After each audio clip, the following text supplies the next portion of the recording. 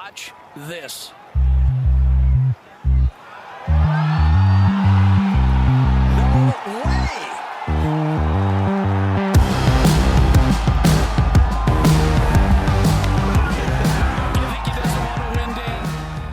Hello and welcome back to another episode of the Cookie Jar Golf Podcast. I am Tom Mills and today I'm joined by my friend Sam Williams. Always, Thomas, it is an absolute pleasure to be with you. Thank you. It's a pleasure to have you with me. I'm tired. Really tired. We haven't spent enough time together the last few days. No, this is probably of the possible last 72 hours that we were able to be within spitting distance of each other. I think probably for 71 and a half we've been together, it's been emotional. We've been tired. We probably argued over the size of a steak yesterday. That's where the space it got to. It was very, very good though. For those people that don't know, the reason we're very tired is in the last few days we've just had our Cookie Jar Christmas mixer. Good, wasn't it? Yeah. So, as a little sort of thank you to everyone who supported and been to some of the events with us this year, just laying on a little Christmas party. It is silly season. And the party didn't disappoint. So I thought it was really, really neat to tie up with Sounder, really passionate bunch of guys, Sounder Golf. Great bunch of guys.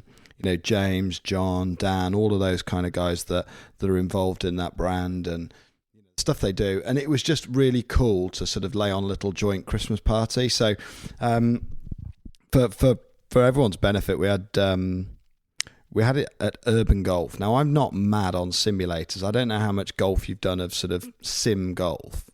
I've done a little bit of sim golf. I wouldn't say I'm an expert in sim golf, but I've done a little bit.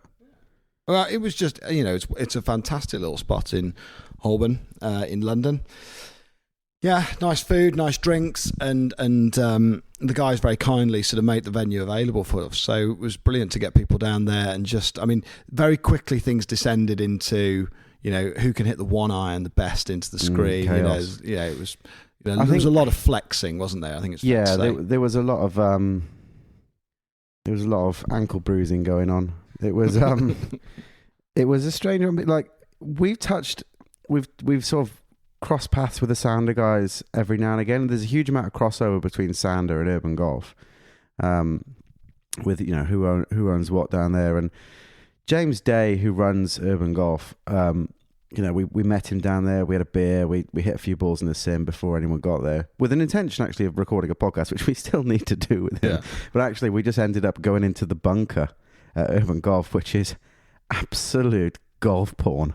It's unbelievable, isn't it? His little workshop back there is absolutely incredible. It's an absolute dungeon of blades, FootJoy classics.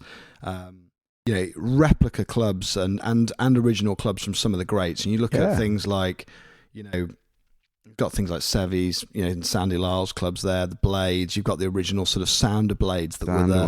Ones, the brand that Sevy kind of repped. But yeah, we say it every time we have these events though, don't we? It's like, aren't they bloody amazing? Because isn't it good when you bring people together who are just so ridiculously passionate about golf and they're just buzzing.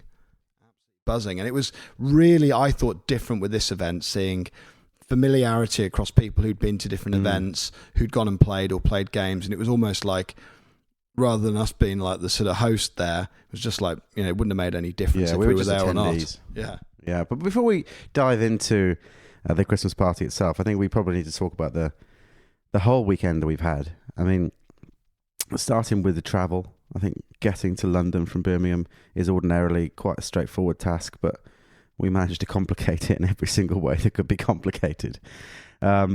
We decided to drive halfway there, jump on a train, and then train the rest of the way there. In retrospect, probably not the best idea. We had overnight bags. We had golf bags. We had boxes of merch to give away. We had podcasting gear. And...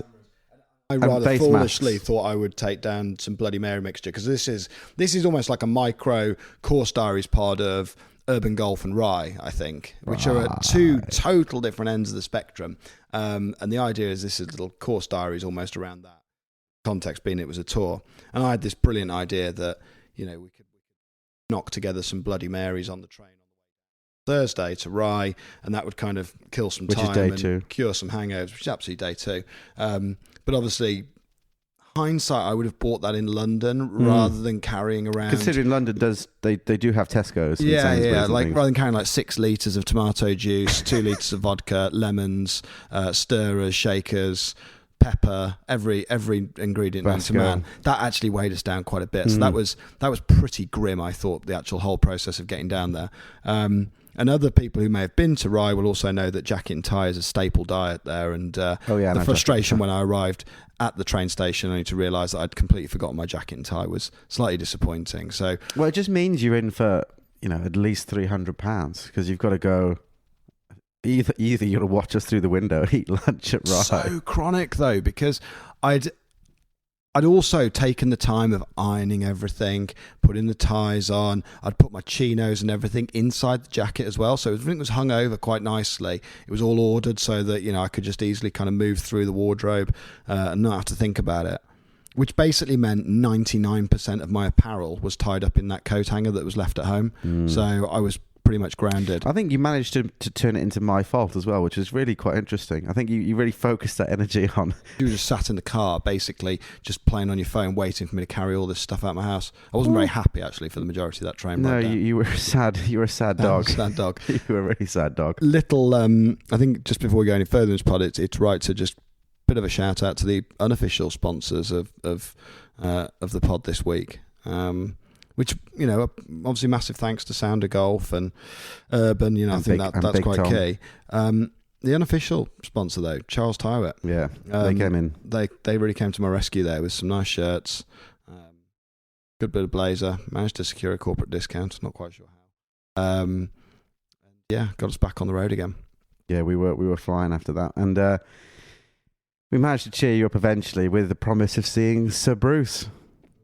We had a little bit of Christmas lunch, and you know what? That was really nice, wasn't it? To sit there, and we'll probably do a bit of a year in recap pod. I think we will. Well, we need an appraisal as well. Well, that's what we did last year, wasn't it? It was kind of like the appraisals. So I think we should do that.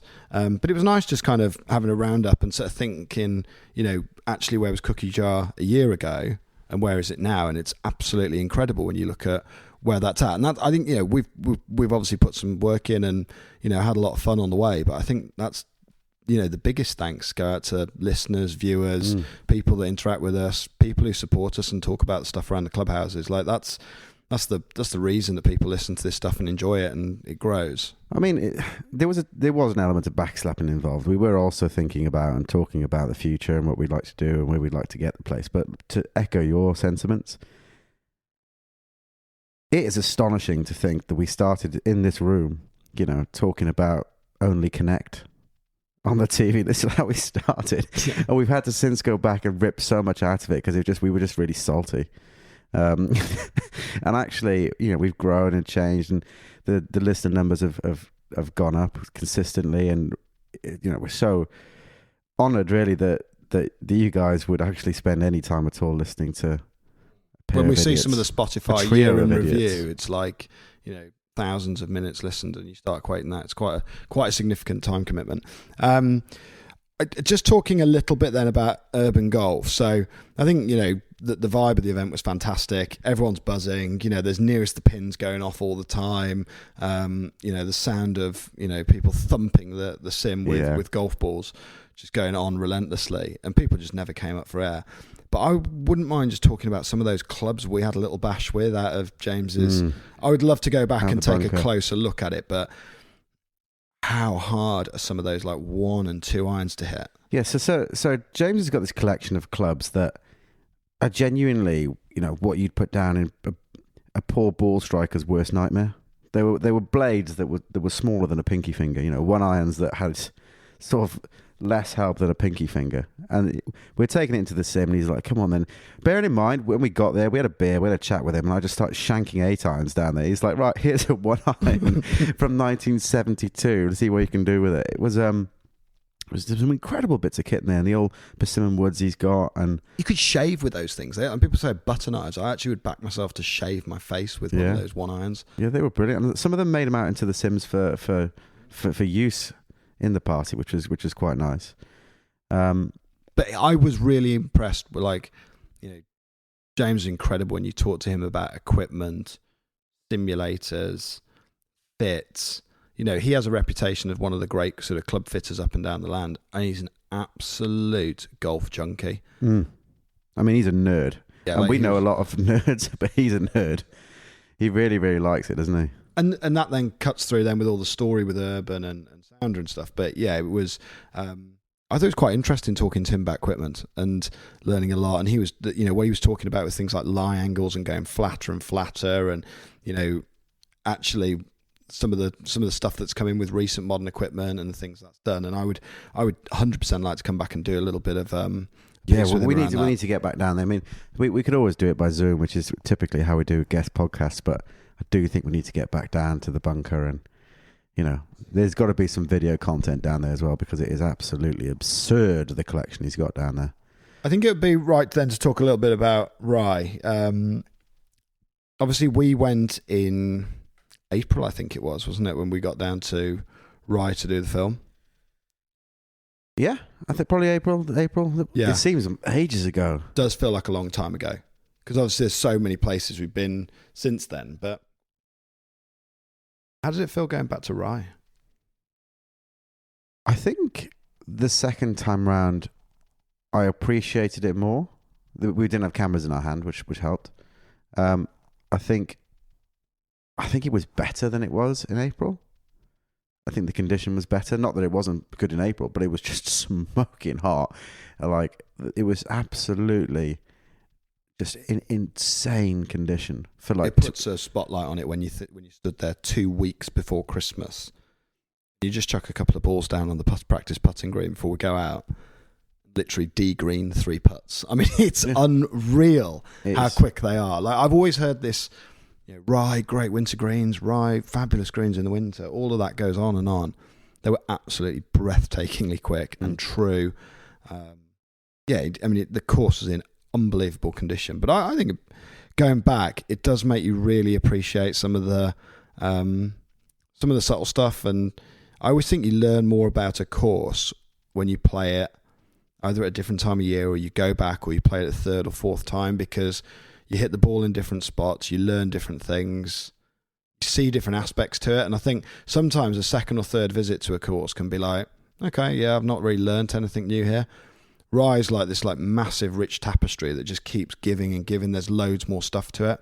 Yeah. I think it was fair to say that things got a little bit dicey on the evening of Urban Golf, but then getting the train in the morning, that was difficult. Getting to Rye was ambitious. It was tricky at first thing in the morning after a big night, but when you think, if you were in the centre of London, getting the train down to Rye, a few little stops, very leisurely, you're there in an hour.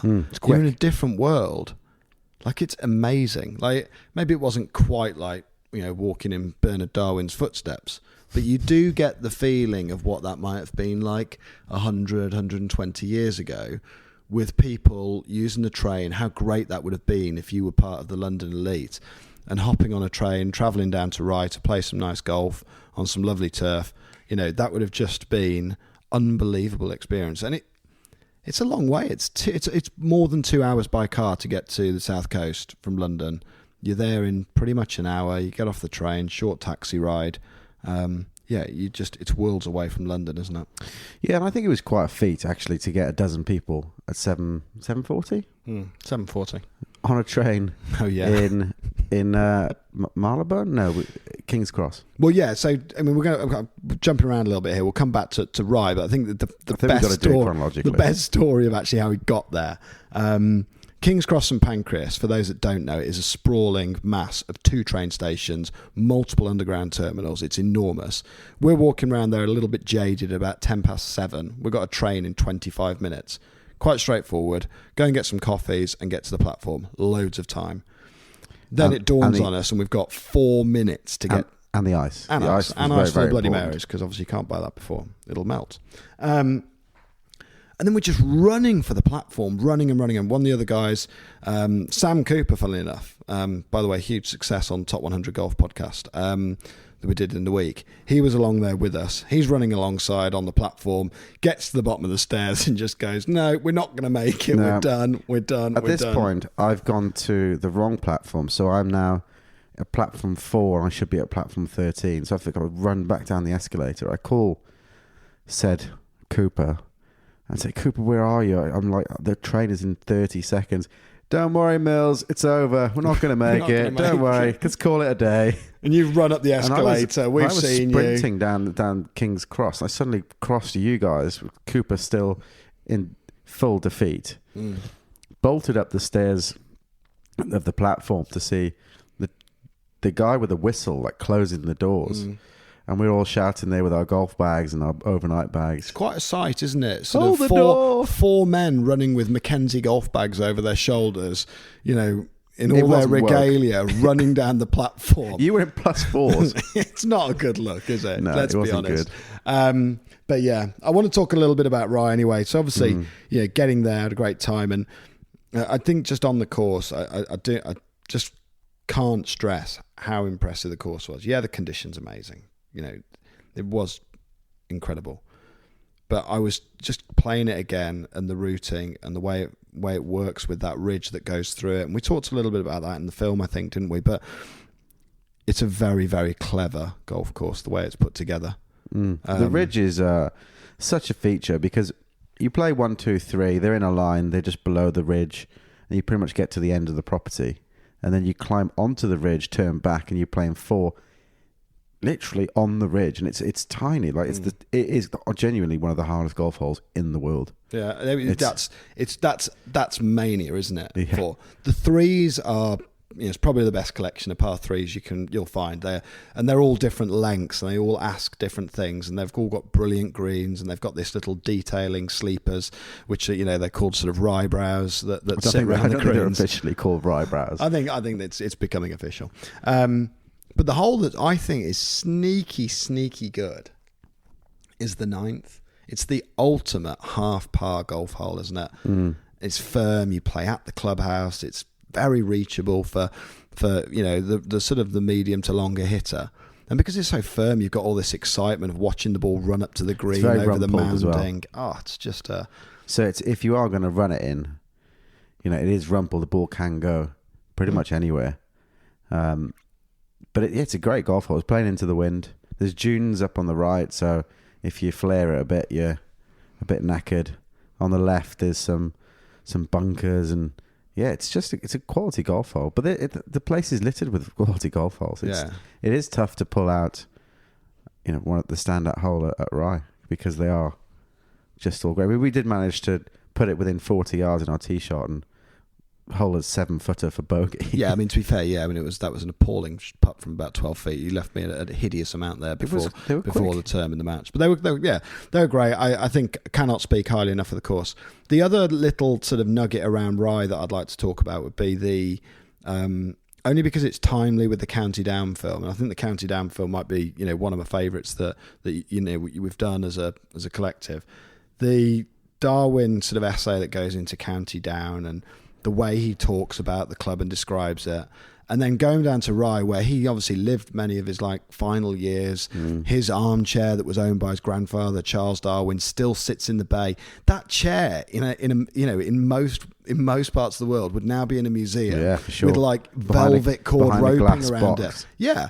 And in Rye, it's a part of the club. You sit there after lunch in that chair with all these other lovely armchairs around it.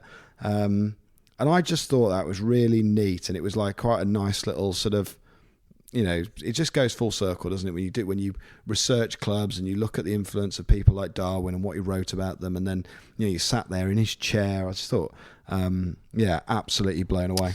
But what you do find with all these things is the golf world is very small, and these things all do link up in many different ways, and the connection with Darwin pretty much everywhere.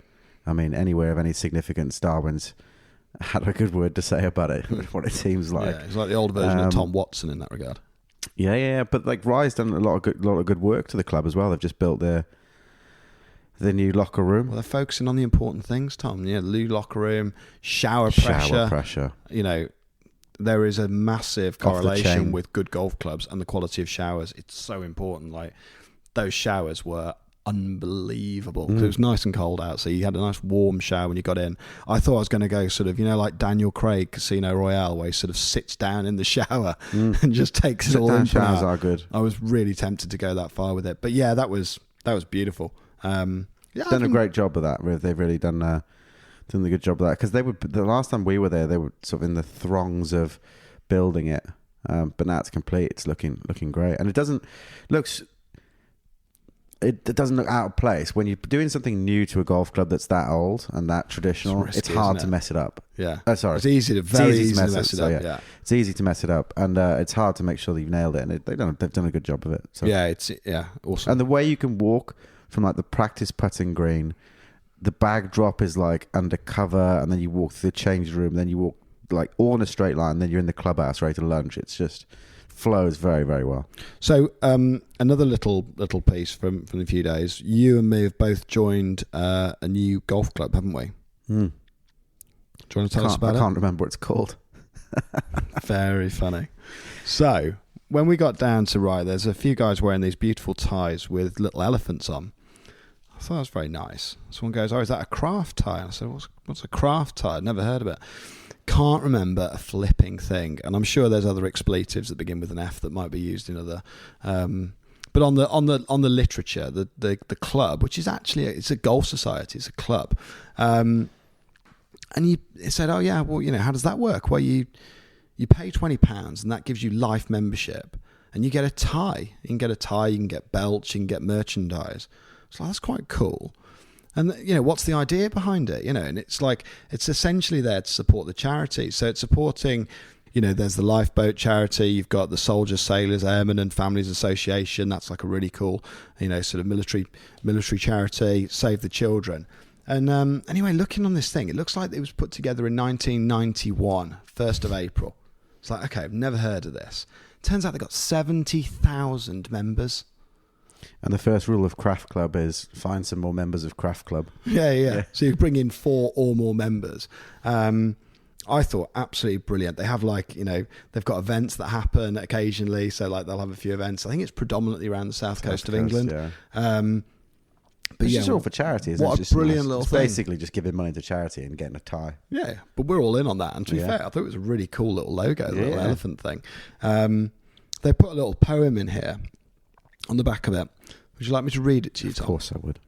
You may think us daft to have founded the craft, but it gives us something to do. It came as a whim to both Tom and to Jim. It sort of flew out of the blue. We both can't remember, was it May or September? It certainly was not at an inn. 'Twas the 19th at Rye, with Andy close by, and both of us full up with gin. The club, when it started, was also half-hearted. It looked to be dead as a duck. Now 35,000 folk on, from New York to Hong Kong, we've certainly had all the luck. Thanks to all you kind folk who soon saw the joke and parted with tenors galore. More than £25,000 have gone on their rounds to the lifeboat, SSAFA and more. We've got viscounts and earls, we've got old men and girls, judges, bishops and lots of nice members. Scarves and ties are still selling, our coffers are swelling, and nobody really remembers. I thought it was very cool. Yeah, it's brilliant, isn't it? Can't remember very, a flipping very good thing. Indeed.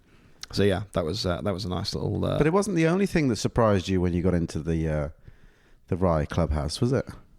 You on about the Christmas card? About the Christmas card. That was nice. Yeah, sent a little Christmas card down, didn't we? And that was down in the clubhouse. That was all very nice. So it was on display, which was very nice. Send us. You took a lot of time sending Christmas cards, and personally, if I get a Christmas card, I usually go, "Oh, that's great. Put it somewhere." It was nicely sat out on the. It was on nicely the bar. put on display with a nice photograph of Prestwick. So no, it's been a nice way to celebrate silly season. I thought it was a good little Christmas party. Very, very good fun. I think big reflections from the week. Things like the top 100 golf courses. When we had so many people down at the mixer and the event in the week, so many people buzzing about the excitement that has and the potential it has on the website. Feedback from the County Down film's been absolutely amazing. Loads to look forward to as well. Feedback from the top 100. What was really nice about the mixer, and I know we talked about it earlier on, but it's quality to get just a whole community of like-minded people that just want to.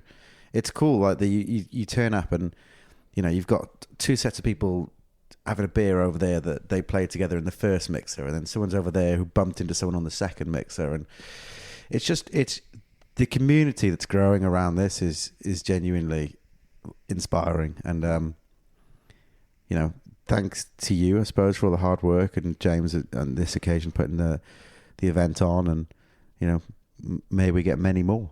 Yeah, I think so. There's a lot more to come on it, and there's some also quite exciting news. Tiger's back. Tiger's going to be playing next weekend. Yeah, that came out just when the yesterday, week can't get any better. Yeah, you get the news that we're going to see Tiger back playing. So yeah, it's on the PNC, isn't it? With the top. Orlando played in it last year. We've actually got loads of coverage as well, that event, for obvious reasons. It's cool for him because he doesn't have to go wailing on it. He can just sort of nobble it round, and it is competitive. I don't think he's playing off the junior tees, mate. I think he will be going off the tips. Well, last year, I believe they took 16 of 18 of Charlie's drives anyway. No way. I think so. Because it's I think it's a green sims format. Yeah. So, yeah, I think they took 16 of 18 of Charlie's drives last year. They played good. Yeah, so it's like... And his game will have kicked on as well, you can guarantee, in the last year as well. Like, he was playing great last year from memory. I mean... Charlie's club twirl is genuinely, it's going around on Twitch at the moment. It's just filth. It's just, he's there, he'll hit something and he's just held the pose for ages. He does that Tiger thing where he leans back and then flick, you get this twirl that drops down. It's just completely unrequired. It's so flair, isn't it, if you can pull it off. I think you can overuse a club twirl. No, they can't.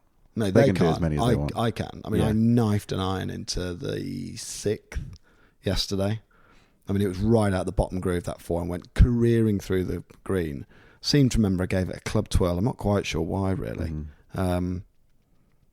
Yeah, but no, it's good to see it come back. And I think yesterday was the day we played at Rye. And I think in total that day, I think I calculated we took 5 trains, 2 taxis, 2 buses, and drove for about 35 minutes when we... London doesn't lend itself to a golf trip. And we played 18 holes and lunched. Yeah, it doesn't lend itself to a big golf trip, does it? No. It's not an easy place to get around when you've got these golf bags. And Rye does have some quality dormy accommodation that we probably could have taken advantage of. But no, this is just a really short pod to essentially just thank you all for your support throughout the year. Thank you for supporting coming to the event. Just to wax on about how good Rye was. And I mean, we're really thankful and everything that we've had, the opportunities we've had this year. So for sure. And it's still down to everyone who listens. And also looking ahead to next year, I think, the events are no doubt going to be a bigger and bigger part. Things like merchandise are going to start to come down now quite thick and fast. And we're about to go to the photo shoot. Yeah, photo shoot for some of the upcoming range. I'm apparently going to be a model. I know. I think you've got. We're never going to sell a thing. Yeah, so there's more stuff coming, but I think if people are curious about the events, if people want to find out more, just get in touch. I'd like to think we're reasonably receptive on the inbox and the messages and stuff. We try and make sure everything kind of gets covered there. So it'd be great to hear from more people about that. But until then. Adios. Watch this.